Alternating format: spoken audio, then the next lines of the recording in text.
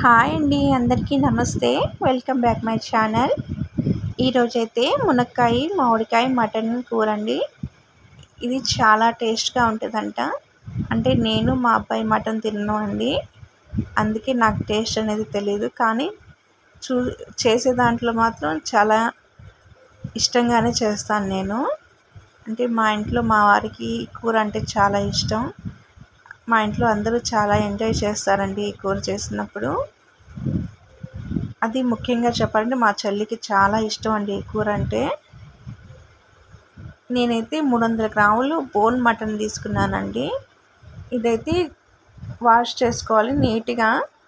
ఇది 3 సార్లు బాగా వాష్ చేసుకోవాలండి. మటన్లో స్మెల్ అనేది ఉండదు.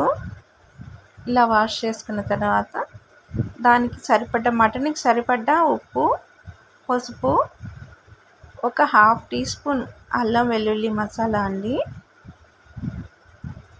ఇది నేనైతే మటన్ మునిగేంత వరకు వాటర్ పోసుకోవాలి. ఎక్కువ వాటర్ కానీ పోసుకుంటే వాటర్ అనేది బయటకు వచ్చేస్తుంది విజిల్లో నుంచి. అందుకే నేను తక్కువ మటన్ మునిగేంత వరకే వాటర్ పోసుకున్నాను. నేనైతే 8 విజిల్స్ పెట్టానండి. బోన్స్ అనేవి కదా, కొంచెం లేట్ అవుద్ది. మసాలా అనేది మొత్తం కలిపే తీసుకున్నానండి. అల్లం, వెల్లుల్లి, ఎండు కొబ్బరి, ధనియాలు, పట్టా మొగ్గ, ఇలాచీ అండి. అది ఫైన్గా పేస్ట్ చేసుకోవాలి. ఇప్పుడైతే ఆయిల్ పోసుకున్నాక ఆయిల్ హీట్ ఎక్కాక నేనైతే 2 ఆనియన్స్ తీసుకున్నానండి. 300 గ్రాముల మటన్కి 2 ఆనియన్స్, 2 మునక్కాయలు, 2 టమోటాలు తీసుకున్నానండి. టమోటాలు అనేవి కానీ ఎక్కువగా వేసుకోకూడదు. ఆనియన్స్ కొంచెం లైట్ బ్రౌన్ వచ్చిన తర్వాత మనం ఇందాక చూపించిన మసాలా అంతా మిక్స్ చేసుకొని మిక్సీకి వేసి ఇలా ఫైన్ పేస్ట్ చేసి వేసుకోవాలండి. మసాలా కొంచెం వేగిన తర్వాత ఇందులోనే మసాలా వేగేటప్పుడే కారం, ఉప్పు అనేది వేసుకుంటే మసాలా అడుగు అంటదు. ప్లస్ ఏమంటే కారం వేయంగానే కలర్ అనేది చాలా బాగా వస్తుందండి. కలర్ అనేది బాగా కలర్ఫుల్గా ఉంటుంది మసాలాలోనే. కానీ మునక్కాయలు, టమోటాలు వేసానండి.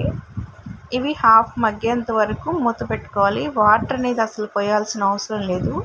మంట కొంచెం తగ్గించుకొని మీడియం ఫ్లేమ్లోనే పెట్టాలి. ఇలా ఈ ఆయిల్లోనే సగం బాయిల్ అయిన తర్వాత ఇప్పుడు మటన్ వాటర్తో సహా వేయాలి. వాటర్ అనేది పడేయకూడదండి. ఆ వాటర్లోనే ఫ్లేవర్ అనేది ఉంటుందంట.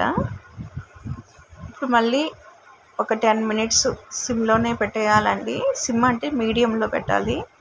ఇప్పుడు మునక్కాయ అనేది బాగా ఉడికిపోద్ది. ఇలా ఆయిల్ అనేది పైకి వస్తే గ్రేవీ రెడీ అయినట్టు. ఇప్పుడు నిమ్మకాయ సైజ్ అంత చింతపండు అండి.